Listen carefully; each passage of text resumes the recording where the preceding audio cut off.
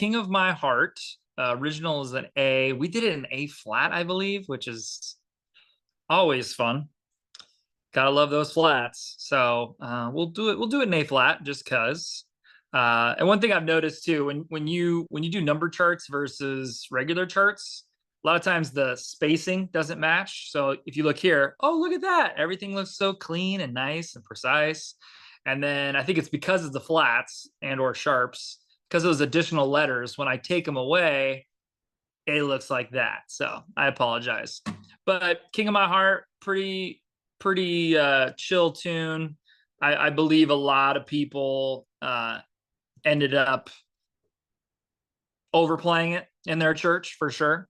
And it's one of those songs that you see on the set and you're like, I guess we should do that one here. Yeah. If it matches a theme too, like, oh, well, everything's about the heart of God, or so anyways, but yeah, I wrote, my first note was a lot of walk ups and walk downs. If you don't know what that means, is essentially if you're going from the one chord to, let's say, the four chord, you can do these. I should do something less jazzy.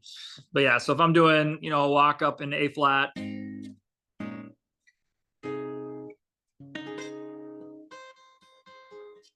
so I don't know if this is actually in the song, but that would be a walk up, and then the walk down would be the exact opposite, starting on the four chord and going down, da, da, da, da, but with your chords, right?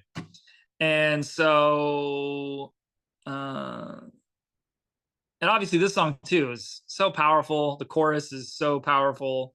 I believe the drums do a little like side stick kind of thing, or they hit the stand for the hi-hat or the side of the drums, that, which is unique in itself. And let's see, hits during second chorus. Yeah, like so if you're a drummer, you got to know that part.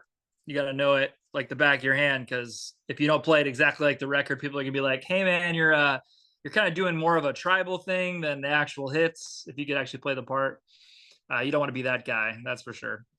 Let's see, go over different bridge builds.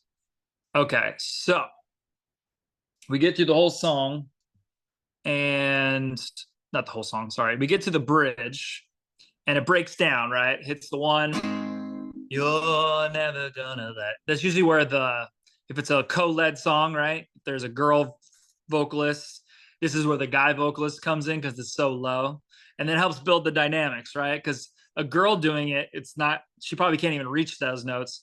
But even if she didn't do her chest voice and she had to do her head voice, like there's nowhere else to go, right? Even if you're doing chest, it's hard to it's hard to build from your chest, right? So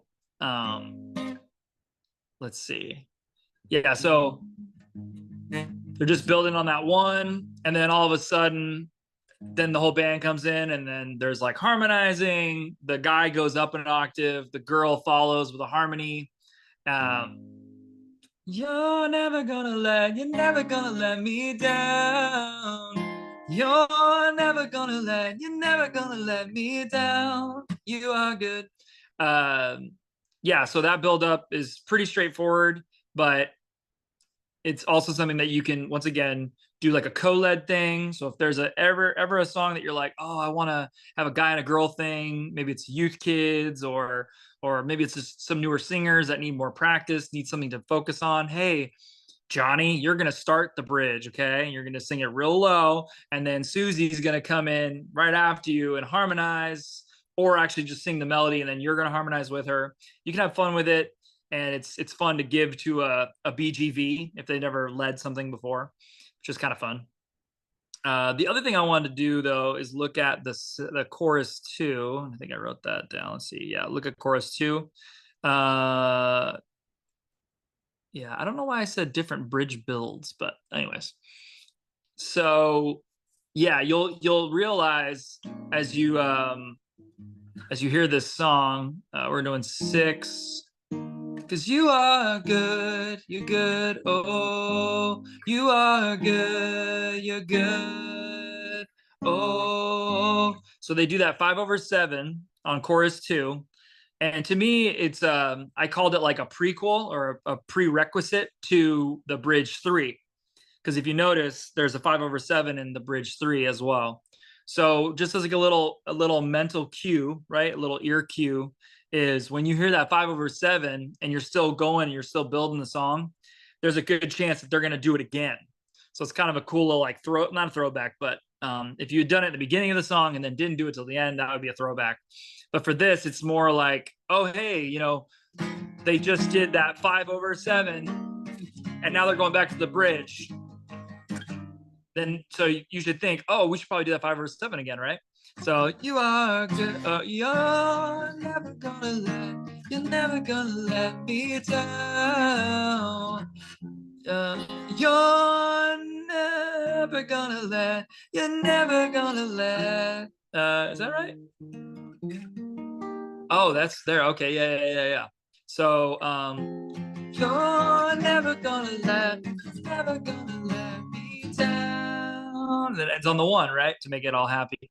But yeah, super simple, straightforward song. Just focus on dynamics and those walk ups, walk downs, and you should be good.